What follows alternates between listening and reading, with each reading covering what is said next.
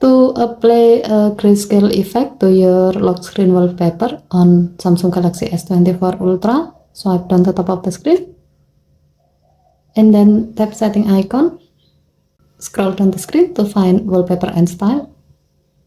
Tap wallpaper and style and then tap the lock screen thumbnail.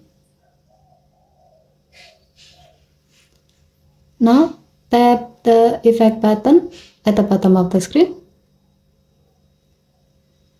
and then swipe the screen to the left until you find grayscale effect. Tap the back key and then tap done button to save the change.